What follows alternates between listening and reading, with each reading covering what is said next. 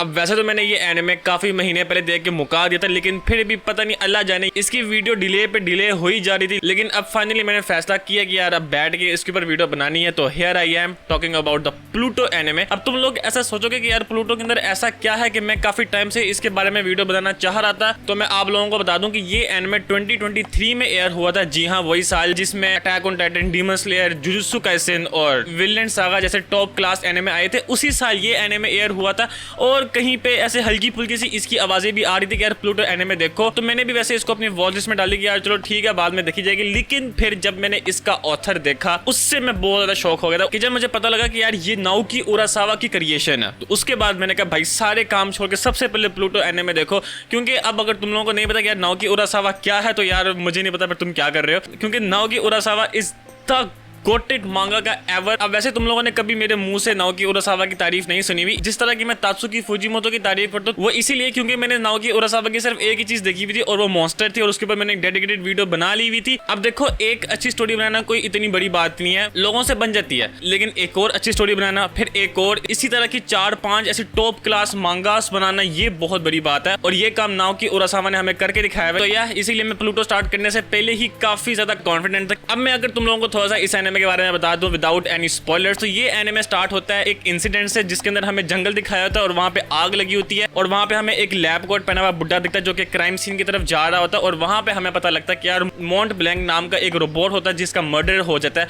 अब ये मैंने रोबोट के साथ मर्डर क्यों बोला इसके बारे में मैं आगे बताऊंगा। मर्डर के कुछ देर बाद ही हमें पता लगता है कि यार मॉन्ट ब्लैंक एक काफी ज्यादा अच्छा रोबोट था जिसको सारी दुनिया पसंद किया करती थी।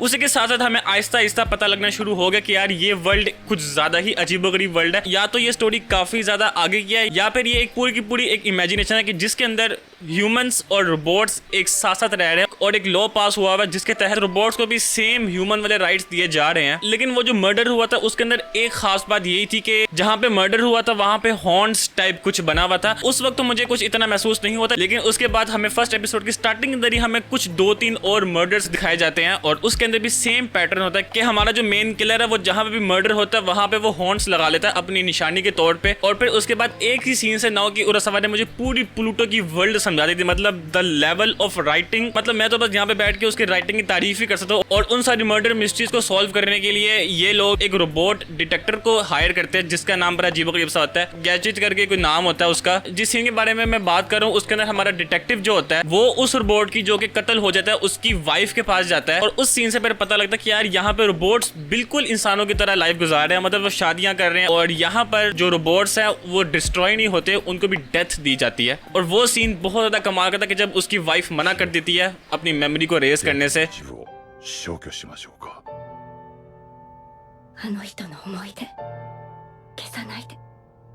ये अभी मैंने सिर्फ तुम्हें एनिमे का स्टार्टिंग के 15 से 20 मिनट तुम्हें बताया। अभी तुम सोचो कि यार पूरे के पूरे एनिमे में इन्होंने क्या दिखाया होगा। ये एनिमे देखने के बाद मैं नाओकी उरासावा के राइटिंग सीक्वेंस को थोड़ा बहुत जानना शुरू हो गया था कि यार स्टार्टिंग में एक मर्डर मिस्ट्री हमें दिखाती है और फिर पूरा का पूरा एनिमे उस मर्डर मिस्ट्री को सॉल्व करने में ही गुजर जाता है और जो जो उस मिस्ट्री के अंदर घुसते जाते हैं नई नई मिस्ट्रीज और खुलती जाती है, नए नए कैरेक्टर्स और आते जाते हैं। और मुझे ऐसा लगता है कि नाओकी उरासावा ने इसके अंदर कुछ एक्सपेरिमेंट करने की कोशिश की कि जिस तरह एक स्टोरी अपनी पेज पे चल रही है एकदम से हमें उठा के बिल्कुल नए बंदों की तरफ फेंक दिया और उनकी स्टोरी पर हमें बताना शुरू हो गया। मैं बाय द वे वो अंधे बूढ़े की और साथ में वो रोबोट की बात कर रहा हूँ। मतलब जब स्टोरी एकदम से शिफ्ट होगी ना मैं थोड़ा सोचना शुरू हो गया कि यार ये क्या कर दिया इसने कि एकदम से बिल्कुल स्टोरी इन्होंने शिफ्ट कर दी, बिल्कुल नया बंदा नया रोबोट हमें दिखा रहे हैं। लेकिन फिर आहिस्ता आहिस्ता जब स्टोरी आगे बढ़ी तो फिर पता लगा ओ भाई साहब, आहिस्ता आहिस्ता जब उस बुड्ढे की हमें बैक स्टोरी हमें जानने को मिली और फिर पता लगा कि यार उसके ये रोबोट्स को लेकर ये ख्यालात क्यों है। मतलब वो जो बुड्ढे का पूरा सीन था उसके अंदर हमें दिखाया जाता है कि यार क्या रोबोट्स वाकई में इमोशन फील कर सकते हैं। क्योंकि अगर मैं उस बुड्ढे के पॉइंट ऑफ व्यू से अगर तुम्हें बताऊं तो रोबोट जो भी काम कर रहा होता है वो जस्ट एक प्री फंक्शन होता है। मतलब एक नॉर्मल आदमी भी यही सोचेगा कि अगर रोबोट तुम्हारे सामने रो रहा है तो वो जस्ट एक उसका प्री फंक्शन है। अगर वो खाना खा के उसकी तारीफ कर रहा है तो वो प्री प्रोग्राम्ड हुआ है। लेकिन इसके अंदर जो हमें दिखाया हुआ है वो रोबोट जो होता है, मैं कुछ स्पॉइलर नहीं दे रहा लेकिन वो स्टोरी जस्ट माइंड ब्लोइंग। मतलब मेरे पास वर्ड्स नहीं है द जीनियस नाओकी उरासावा के बारे में बात करने के लिए। अब एट द एंड अगर तुम लोग पूछोगे यार इसकी एपिसोड कितनी है तो इसकी सिर्फ और सिर्फ